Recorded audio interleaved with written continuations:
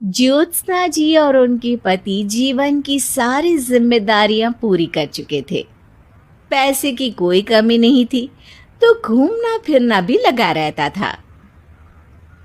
अरे बेटी के घर जाकर तो मजा ही आ गया। लेकिन विदेश से अच्छा तो देश ही लगता है। अब मन को चैन मिला।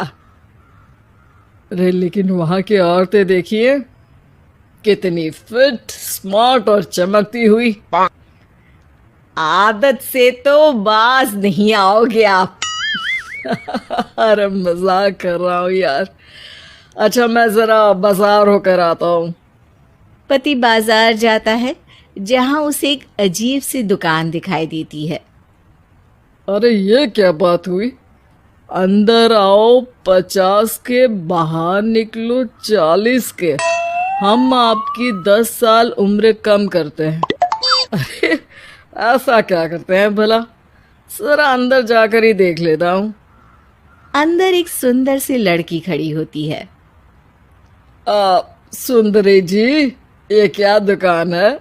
जरा जादू हम पर भी तो चला दीजिए। यस सर, आपको हमारी एग्जीक्यूटिव एक डेमो के लिए अंदर ले जाएगी।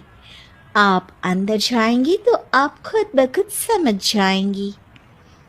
पति अंदर जाता है, जहां सेल्स गर्ल मिलकर पति को नकली बाल, नकली दांत, रंग बिरंगी कपड़े के साथ रंगीन चश्मा लगा देती है। देखिए, अब खुद को शीशे पे देखिए और बताइए सर। हाय दयो, ऐसे तो मैं किसी हीरो से कम नहीं लग रहा। दे दो, सारा सामान पैक कर दो। पति खुशी खुशी वहां से निकल जाता है।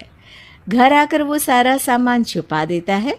फिर अगली शाम, सुनो, मैं वॉक पर जा रहा हूँ। इस वक्त? अरे नाती पोतों को वीडियो कॉल करके बात तो कर लो। अब हाँ, आकर करता हूँ ना, पक्का पक्का। पति बाहर जाकर सारा मेकअप करता है और मार्केट में घूमता है, जहां उसे एक स्मार्ट सी महिला दिखती है। क्या आपको मुझसे कोई काम है? नहीं नहीं, आप तो बहुत हैंडसम है। थैंक्स। वैसे आप भी कम नहीं है। वैसे क्या उम्र होगी आपकी? लगता कितने का हूँ? 40 के तो पूरे लगते हैं। अब क्या था, 50 साल के पति को कोई 40 का बोल दी तो। वैसे तो कम का हूँ, लेकिन टेंशन के कारण थोड़ा उम्र में बड़ा देखने लगा हूँ। ओ सच्ची? आप 40 के पूरे नहीं हो? अरे छोड़िए ना, चलिए मैं आपको कॉफी पिलाता हूँ। यहाँ की कॉफी काफी शानदार होती है। दोनों में दोस्ती हो जाती है और फिर चल पड़ता है सिलसिला रोज रोज के घूमने फिरने और मजे करने का। अब सारा दिन पतिदेव फोन पर। अरे नाश्ता तो कर लीजिए, क्या सारा दिन फोन पर लगे रहते हैं? अरे यार, जरूरी काम कर रहा हूँ मैं। रिटायर हो, पेंशन मिलती है, कोई काम नहीं है, फिर कौन सा जरूरी काम आन पड़ा आजकल? अरे एक प्रोजेक्ट के सोशल नेटवर्किंग का काम है, उसी पर काम कर रहा हूँ। ठीक है, चलो अब नाश्ता कर लो, देर हो रही है। पति अपना नकली सारा सामान बिस्तर के पास छुपा कर सोता, सुबह चुपके से पहनकर बाहर जाता और घर आने पर उतार देता। एक दिन पड़ोसन कहती है, अरे ज्योत्सना बहन, तुम लोगों के घर कोई हैंडसम सा आदमी रहने आया है क्या? अरे कहाँ यार, मैं और ये दो ही तो लोग हैं घर में। हैंडसम सी शक्ल देखे तो मुझे भी जमाना हो गया है। अरे पता नहीं, वो जाता तो तुम्हारे ही घर में है। क्या पता कौन होगा। अरे तुम्हारी उम्र हो रही है ना, और भाई साहब को भी गए 5 साल हो गए, शायद इसीलिए अब सारे हैंडसम नजर आ रहे होंगे। पड़ोसन भी ज्योत्सना की बात पर मुस्कुराकर वहां से चली जाती है। एक दिन, अरे सुनो जी, बहू बेटा और पोता आ रहे हैं, कुछ दिनों के लिए वो हमारे साथ ही रहेंगे। अरे शिट यार, ये क्या है? बेटे ने तो कर ली शादी, अब क्या करने आ रहा है यहाँ पर? अरे कैसी बात कर रहे हो जी, इस उम्र में तो माता पिता तरसते हैं कि बच्चे आकर साथ रहे, लेकिन आप है कि। अरे ठीक है ना, लेकिन अब देखो सभी व्यस्त हैं अपनी जिंदगी में, ये लोग आएंगे रहेंगे, कितनी डिस्टर्ब हो जाएगी लाइफ। कैसी बात कर रहे हो? अरे जैसे बहुत हैपनिंग है ना तुम्हारी लाइफ, तो जो बच्चों के आने से डिस्टर्ब हो जाएगी। अरे दिन काटने मुश्किल होते हैं, बच्चे आ जाएंगे तो थोड़ा दिन रात पता तो चलेगा। ओफो ठीक है, लेकिन बोल देना कि ना कोई मेरे कमरे में आए, ना मेरी लाइफ पे दखल दे कि मैं कहाँ जा रहा हूँ, क्या कर रहा हूँ, समझी? खैर, वो दिन भी आ जाता है जब बहू बेटा और पोता उन लोगों के घर आते हैं। एक दिन, माँ जी आज मेड नहीं आई है तो मैं आप लोगों के कमरे में झाड़ू लगा देती हूँ। अरे नहीं नहीं बहू, वो तेरे पापा को ना पसंद नहीं है कि कोई उनके कमरे में जाए, तू छोड़ ना, मैं खुद ही लगा दूंगी। सास को समझ में नहीं आता कि आखिर उसके पति ने किसी को कमरे में जाने से मना क्यों कर रखा है। खैर, वो साफ सफाई करके बाहर निकल आती है, लेकिन कहते हैं ना, बच्चा तो अबोध होता है, उसे किसी बात का क्या पता।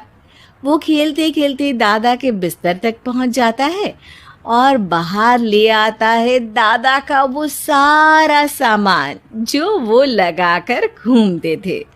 ज्योत्सना की नज़र उस सामान पर पड़ती है। वो बच्चे से पकड़कर कमरे में लाती है और पैकेट खोलकर देखती है। हाय रे दैया, ये क्या?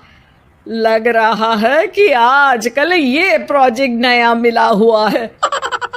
बेटे बहू के जाने के बाद ज्योत्सना सोचती है कि वो बात करेगी, लेकिन फिर अरे खुद से बात करूंगी तो मुकर जाएंगे, पता लगाना होगा कि माजरा क्या है।